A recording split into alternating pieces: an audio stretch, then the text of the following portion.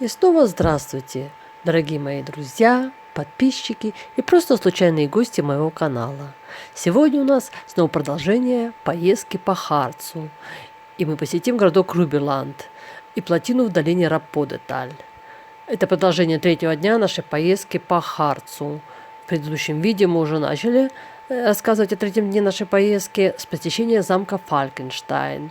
Кому интересно, можете посмотреть. Видео уже есть на канале, ссылочку я закреплю. Руберланд – это такой небольшой городок, точнее часть район города Оберхарц-Амброкен в районе Гарц, земли Саксония-Анхальт на реке Боде. Это курортная местность, знаменита сталактитовыми пещерами, в которых проводятся экскурсии. В городке в этом две большие пещеры, есть Бауманс-Хюле и Херманс-Хюле. Они открыты для посещения, там проводятся экскурсии уже достаточно давно.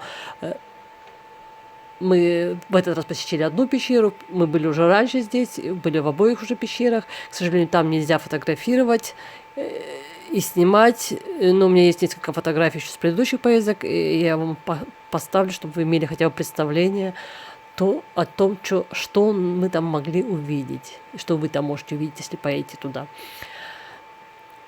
Бауманс-Хюле была обнаружена в 1536 году уже достаточно давно, и сюда уже привлекали давно посетителей, и приезжали люди с ближнего дальнего зарубежья еще в 16 веке, чтобы посетить эту пещеру.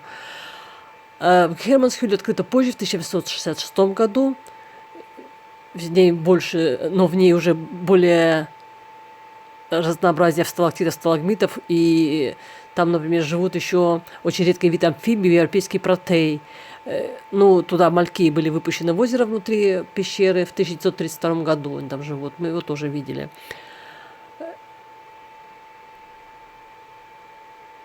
Долина, вот это городок расположен на реке Боде, и в конце, как сказать, деревни расположена плотина. К югу от Руберланда простирается плотина Рапподетальшпере. Строительство этой плотины началось в 1938 году, но было отменено в 1940 году из-за Второй мировой войны. Вот видите, сейчас видели, сирень цветет, мы были там в мае месяце, это, как сказать, весна еще. Как я уже сказала, в 1942 году из-за войны Второй мировой отменили строительство плотины, но в целях защиты Восточного Гарца от затопления и обеспечения снабжения питьевой водой было возобновлено строительство плотины Рапподе. 1 сентября 1952 года был заложен фундамент плотины, а 3 октября 1959 года плотины сдали по прямому назначению в работу. Плотина Рапподе состоит, собственно, самой плотины, гидротехнических сооружений, гидроэлектростанций и водохранилища. Максимальная высота стены плотины 106 метров. Она, в принципе, самая высокая в Германии. Она перекрывает реку Рапподе и ее приток Хассель, образуя водохранилище Рапподе, размер которого составляет 3,9 квадратных километров и имеет объем больше 100 миллионов кубических метров, является самым большим водохранилищем Гарца по объему. Плотина Рапподе является одной из двух крупнейших плотин питьевой воды в Германии, наряду с Гроссе в Тхюнтальшпере. В горах Восточного Гарца существует целая система плотин для защиты от наводнений, в которую вместе с другими плотинами входит и плотина Рапподе. Вот вы сейчас видите мост подвесной, мы на него сейчас пройдем, я о нем расскажу немножко больше. Там не только мост, еще и канатная дорога.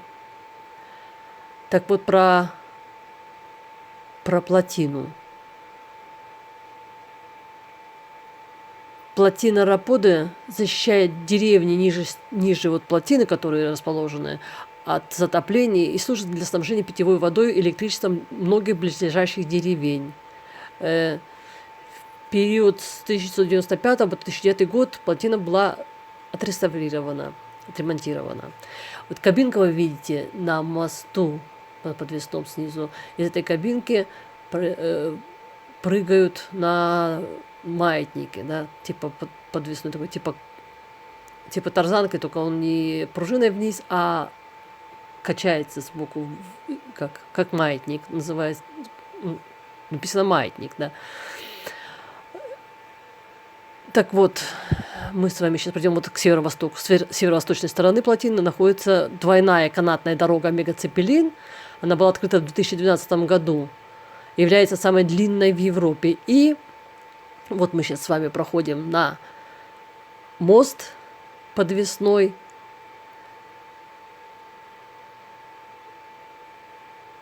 Титан РТ, пешеходный подвесной мост.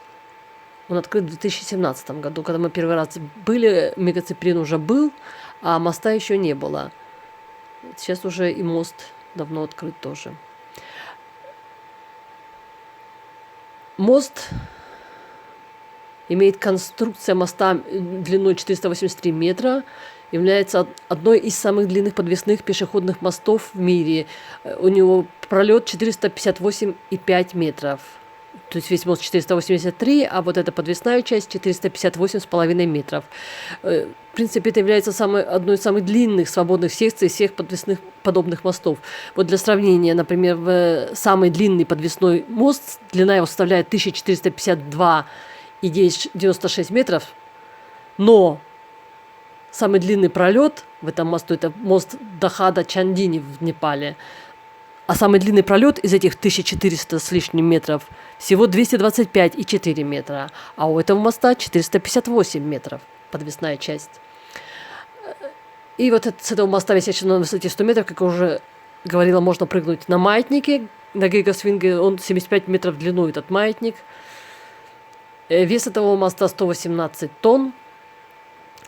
Вот вы видите, люди как раз скатились на Мегацепелине. Это подвесная, как я уже сказала, двойная канатная дорога. Мегацепелин называется. Она является самой длинной в Европе. Она имеет длину около 1000 метров и висит над водой на высоте около 120 метров. Люди подвешиваются за пояс и скользят через долину.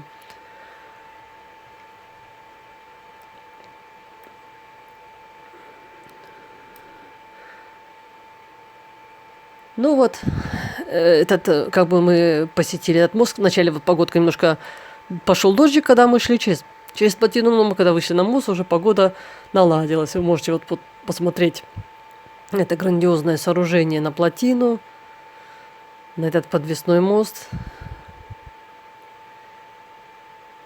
Как высоко он висит над землей, над долиной.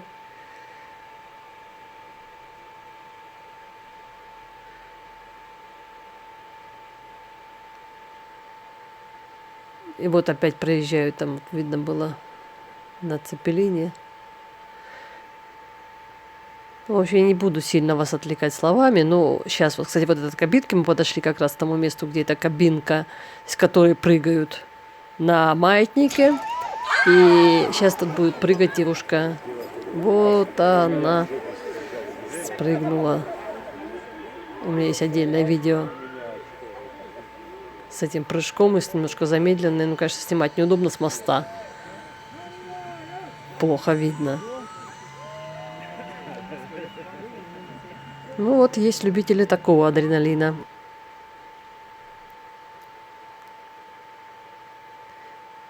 Ну, мы с вами сейчас прогуляемся по мосту дальше. Мост, мы были, тогда еще достаточно большие были карантинные ограничения.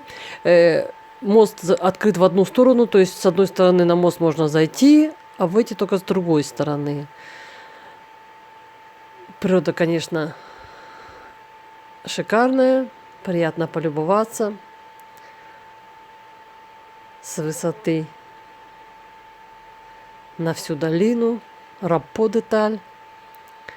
И вот мы подходим уже к концу моста. В этот день мы еще на мосту, кстати, стоят различные информационные вот такие плакаты стоят с информацией о Мегацепелине, этой канатной дороге, с информацией о мосте и о плотине тоже. Можно, пока гуляешь по мосту, почитать информацию, посмотреть, узнать подробности. А в этот день мы еще посетили водопад небольшой, но видео уже есть на канале. Оно небольшое, я его уже давно поставила. Кому интересно, ссылочку я тоже поставлю, можете посмотреть. Вот тут как раз стоит о строительстве плотины информация в данный момент. А мы с вами едем дальше. На этом наш сегодняшний день заканчивается. Как я уже сказала, в этот день был еще водопад. Видео уже на канале. А нам остается еще последний 4-й день. В этот день мы посетим Вернигороды, замок в городе в этом. Там тоже мы там недолго были. Но замок, конечно, шикарный. Мы там были тоже раньше еще. Так что вас ждет еще одно видео из поездки по Харцу. А я с вами прощаюсь. Всем мира, здоровья и добра. До новых встреч на моем канале. Пока-пока.